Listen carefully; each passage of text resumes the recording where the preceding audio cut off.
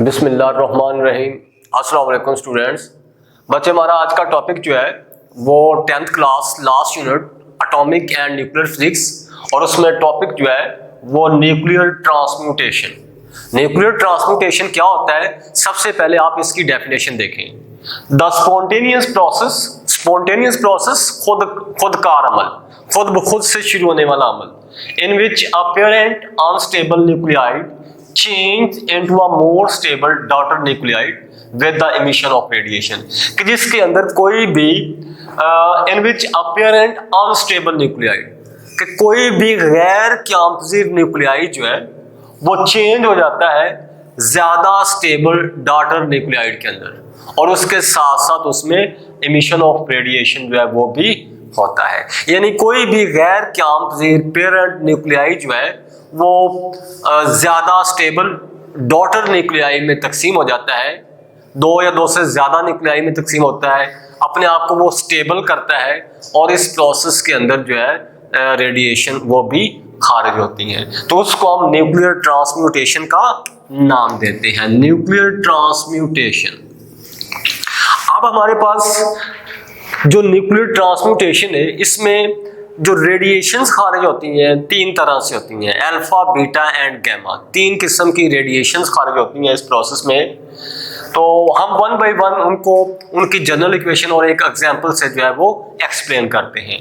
तो सबसे पहले हमारे पास अल्फा डिके जो है, इसकी जनरल इक्वेशन देखें आपके पास, कि ये आपके पास कोई भी अनस्टेबल पेरेंट न्यूक्लियाइड, ठीक है, एक्स से मैंने नोट किया, उसका एटॉमिक मास, एटॉमिक नंबर जी और एटॉमिक मास को मैंने ए से नोट किया।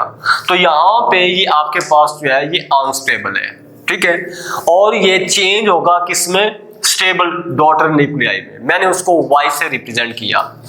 उसमें क्या होगा कि आपके पास इसका एटॉमिक मास जो है वो 4 से कम होगा, एटॉमिक नंबर जो है वो 2 से कम होगा, और वो जो इसका एटॉमिक मास और एटॉमिक नंबर जो कम हो रहे हैं वो यहाँ पे मैंने एक हीलियम न्यूक्लियाइड जो है, यहाँ पे एटॉमिक मास 4 से कम हुआ वो यहाँ पे चला गया, इस तरह से इसका एटॉमिक नंबर 2 से कम हुआ वो यहाँ पे चला गया, तो ये आपके पास एक हीलियम न्यूक्लियाइड आ जाता है, ठीक है, जो मजीद जो है उसमें डिवीजन होती है उसकी, और वो आगे अल्फा पार्टिकल में कन्वर्ट होता है, प्लस इस प्रोसेस के अंदर जो है वो एनर्जी हासिल होती है। अब ये थी आपके पास कि अल्फा डिके कैसे होता है, उसकी एक जनरल इक्वेशन। हम एक एग्जांपल ले लेते हैं, यहाँ पे रेडियम की एग्जांपल है हमारे पास, कि रेडियम जो है किस तरह से वो रेडॉन में कन्वर्ट होता है। रेडियम जो है वो अनस्टेबल है, और अपने आप को स्टेबल करने के लिए किस तरह से हीलियम न्यूक्लियाइड जो है वो खारिज होता है, उसमें साथ में जो है एनर्जी, हीट एनर्जी जो है वो खारिज होती है। तो यहाँ पे आपके पास रेडियम जिसका एटॉमिक मास जो है वो 226 है, आपके पास एटॉमिक नंबर उसका 88, एटॉमिक मास 226, एटॉमिक नंबर 88, तो ये अनस्टेबल है। तो जब इसमें डिसइंटीग्रेशन होगा उसके बाद ये कन्वर्ट हो जाता है किसमें, रेडॉन में।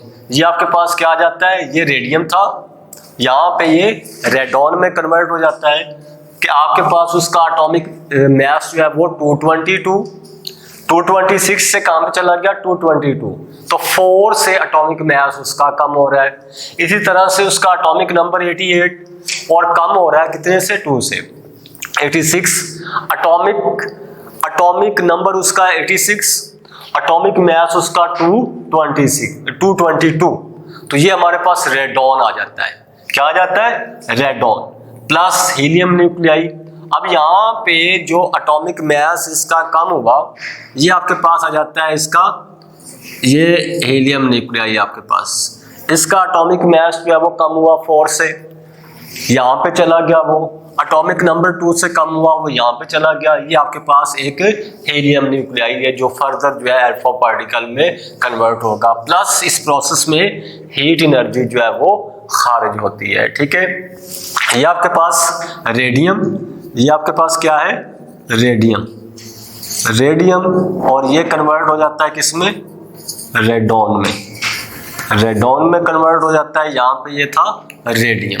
तो ये आपके पास के अल्फा डिके जो है वो किस तरह से हो रहा है, रेडियम कैसे रेडॉन में कन्वर्ट हुआ, साथ में हीलियम न्यूक्लियाई और साथ में एनर्जी जो है वो खारिज होती है। नेक्स्ट आपके पास आप आए बीटा डिके पे, उसकी भी जनरल इक्वेशन आपके पास ये कोई भी आपके पास जो है अनस्टेबल न्यूक्लियाई Z से मैंने डिनोट किया, उसका एटॉमिक मास A से, उसका एटॉमिक नंबर जो है उसको मैंने Z से डिनोट किया। अब अनस्टेबल है यहाँ पे, अपने आप को ये स्टेबल करेगा और स्टेबल करने के लिए क्या होगा कि इसमें एक प्रोटॉन जो है ये जज़ब करेगा, एक प्रोटॉन जज़ब करेगा Z+1, तो आपके पास यहाँ पे ये स्टेबल फॉर्म में आ गया।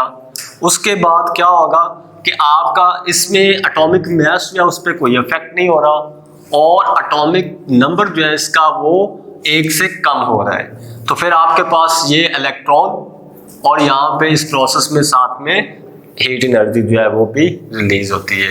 एग्जांपल लेते हैं, हमारे पास कार्बन जो है, कार्बन 14, ये एक रेडियो एक्टिव एलिमेंट है, अनस्टेबल है। यहाँ पे अपने आप को स्टेबल करने के लिए क्या करेगा कि एक प्रोटॉन जो है वो जज़ब करेगा, मीन्स के उसका एटॉमिक नंबर जो है वो बढ़ेगा 1 से, एटॉमिक मास जो है वो सेम रहेगा और यहाँ पे आपके पास जब ये एक प्रोटॉन जज़ब कर रहा है तो आपके पास ये जो चीज़ है ये क्या आ जाता है, नाइट्रोजन, आपको पता है। यानी अनस्टेबल कार्बन 14 अपने आप अनस्टेबल है तो ये किस में कन्वर्ट करेगा, अपने आप को स्टेबल करने के लिए। और स्टेबल कैसे करेगा कि एक प्रोटॉन इसने जज़ब किया तो कन्वर्ट हो जाता है, किस में कन्वर्ट हो जाता है, नाइट्रोजन में कन्वर्ट हो जाता है। ठीक है, साथ में आपके पास एक इलेक्ट्रॉन और उसके साथ जो है वो एनर्जी जो है वो रिलीज होती है। तो ये आपके पास नाइट्रोजन आ जाएगा, नाइट्रोजन, ये आपके पास नाइट्रोजन लिखा जाएगा। ठीक है, उसके बाद नेक्स्ट आपके पास है गैमा रेज या गैमा डिकेइंग कैसे हो रहा है। इसमें देखिए आपके पास इसकी जनरल इक्वेशन कि ये आपके पास कोई भी रेडियो एक्टिव एलिमेंट ये अनस्टेबल फॉर्म में है। ठीक है, इसका एटॉमिक मास A से नोट किया, एटॉमिक नंबर जो है उसको मैंने Z से नोट किया। अनस्टेबल, यहाँ पे ये अपने आप को स्टेबल कर रहा है और साथ में गैमा रेज जो है वो खारिज होती है। ना इसने कुछ एब्जॉर्ब किया और ना ही कुछ जो है वो इसमें जो है वो रिलीज हुआ है, मींस के जिस तरह से हमने वहां पे कहा कि हीलियम न्यूक्लियाई है या एक इलेक्ट्रॉन है। एक्चुअली जब ये प्रोसेस न्यूक्लियर ट्रांसम्यूटेशन का हो रहा होता है तो उसमें जब अल्फा पार्टिकल और बीटा डिकेइंग हो रहा होता है तो उसके साथ ही कहीं पे गैमा रेज जो है वो भी खारिज हो रही होती हैं। अब यहाँ पे आपके पास यहाँ पे जो स्टार लगाया है उसका मकसद ये कि इस फॉर्म के अंदर इस कंडीशन में ये अनस्टेबल है और यहाँ पे इसको स्टेबल दिखाया गया है। इसी तरह हम इसकी एग्जांपल ले लेते हैं, कोबाल्ट की एग्जांपल ले लेते हैं। इसमें कोबाल्ट आपके पास 60 and 27, कोबाल्ट जो है उसका एटॉमिक मास 60, उसका एटॉमिक जो नंबर है वो 27 है आपके पास। ऊपर स्टार मैंने लगाया, यहाँ पे भी वही आपके पास एटॉमिक मास उसका 60 एंड एटॉमिक नंबर जो है उसका वो 27 है।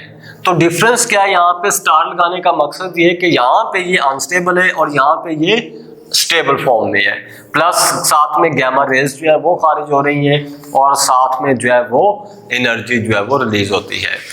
तो एक बार फिर से सुन लीजिएगा कि spontaneous process in which apparent unstable nuclide change into more stable daughter nuclei, और इसके साथ साथ क्या होता है कि इमिशन ऑफ रेडिएशन जो है वो भी होता है।